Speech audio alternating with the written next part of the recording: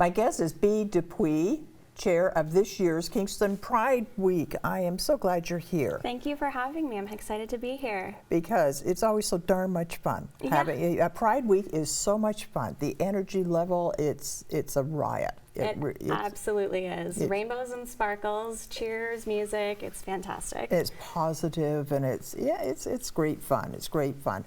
And you have a packed schedule. Oh, I sure do. We have a very packed schedule. We're a very tiny board of 8 volunteers. We just dedicate our time in between full-time jobs. So it's a lot of work, but it's worth it. And it runs from June 6th to June 15th. And then we additionally have an event with Reel Out on June 19th. It's a lot. It's a lot. Yeah. So what do you consider the highlight of the whole week? I would say the highlight is what we call our big day. So June 14th, which is the day of the parade and the community fair. We have dozens of local community groups. We have artisans. We have drag performers. I mean, it is lively and it's a very go, go, go day. It feels like you blink and then you're already at the sunset, but it's probably my favorite day, even though it's so busy. Yeah, it starts with the parade at noon, I think, is usually. Yeah, so any community groups that are in the parade, they usually join us between like 9 and like 11:45, and then we plan to get going from 12 all the way till 1 o'clock. So it's about an hour going from the Memorial Center to Ontario Street just in front of City Hall. So it's big. And it's fun. It's so much fun. It is so much fun. So much fun. Yeah. So then that's the official kickoff. That is the official kickoff for that day. I would say the kickoff for the Pride Week would be the boat cruise on June 6th. Oh, tell me about that. So the boat cruise is an annual boat cruise we have on the Island Queen. This year, we're also introducing burlesque performers on top of drag performers as well. So we have a very diverse cast. I also feel a little biased because I'm also performing in that. But it's hosted by Tiffany Morgan, who's been doing drag for 25 years. And it has Street Meat, who's a drag king. We have a burlesque performer, Extra Virgin Olive Oil, myself, who's a drag artist, and then Jesse James, who's a drag artist. So it's going to be a lively evening. So I'm going to show my ignorance here. What is the difference between a drag performance and burlesque? I would say there's a lot of overlapping qualities and performance pieces, but I would say burlesque is kind of the expression of the body and empowering your body and kind of undressing, but it's never. It's always a dazzling and expressive form of entertainment, but I think the biggest difference is drag is very gender expression focused. So drag is lip syncing. A lot of people will associate it with Drag Race, flips, kicks, dips, but I find it's much more than that in Kingston especially. Our burlesque community and our drag community are also very tight-knit, so I would say that's the most distinct difference. And Cabaret how's that different? Cabaret is kind of a little bit of everything, but I feel like if we talk about Cabaret, we'll be here forever. It's such an old-fashioned thing. Cabaret goes back to, oh gosh, the 20s, even probably. Absolutely. Probably before that. Yeah. Probably, if you get right down to it. Yeah. So then, so that's big. So you got this kickoff cruise. Yeah. Is that a dinner cruise or is it an evening cruise? It's more of a hot dog and drink kind of thing. So Okay, it's a little that's bit more fun. casual in terms of food, but people can have alcoholic drinks, non-alcoholic drinks, and just party with us on the boat cruise. Higher on the lower level, there's going to be kind of like a dance party, and then on the higher level will be the drag show, burlesque show kind of vibe. And it's how much for that? Right now the tickets are $45. $45, okay, it's for not a bad. nice evening's entertainment. Yeah. Okay. And then what else have you got coming up that you're really saying, wow, this is going to be so great? Honestly, I think the entire Pride Week is full of diverse artistry. We have anything from a craft night to a drag makeup class to a movie night in the square. We also have a drag story time, parade. Like, we have so many different events for all ages, all different price points as well, different locations, a lot of physically accessible events as well. So I think there's something for everybody.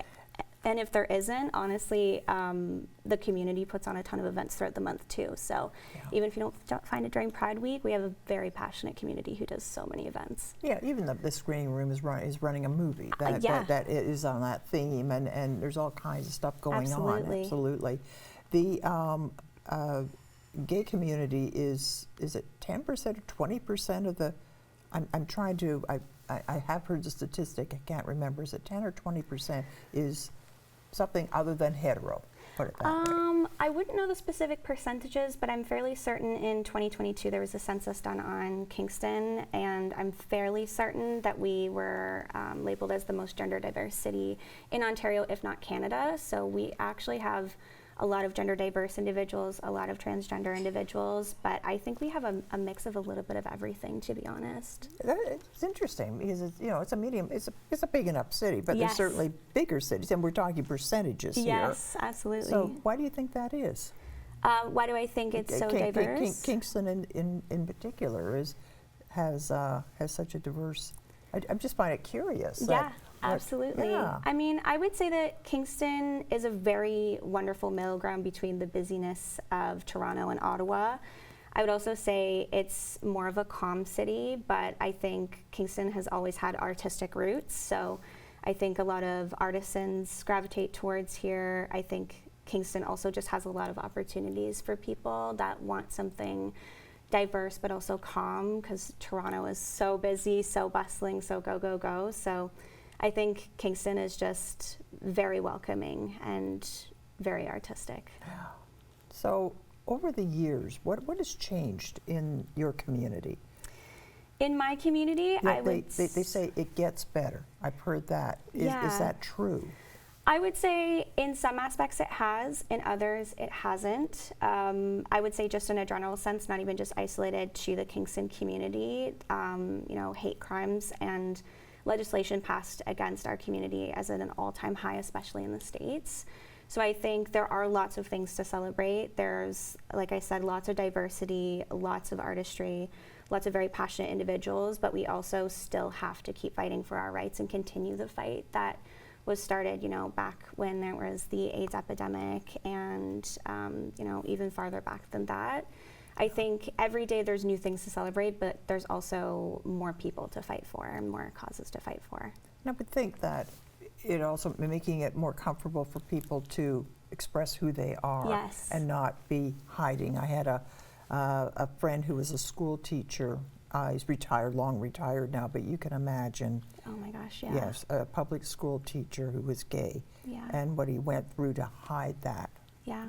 I can't even imagine the stress, because he would have lost his job. Mm-hmm. There was no question he would have. Yeah. And I always think about him and think how difficult those years. He was a good teacher, but had to hide this. I think the resiliency of people like that in the past also empower us to continue that resiliency and kind of keep that torch going. I would say personally, I've found myself being even more full of expression and even more, I say full of spite against people who want to silence my voice, but sadly not everyone can say the same thing depending on their environment or where they're located or who they're surrounded by. But I hope that Kingston Pride can be a beacon of light for people, not just isolated to the month of June, but also year-round, because we say a lot in our community that Pride is 365, 24/7, right? So I think that's a very important piece. And do you offer, if someone did want to come out, do you give them advice on how to do that without it becoming problematic, let's say within their family, their coworkers, school?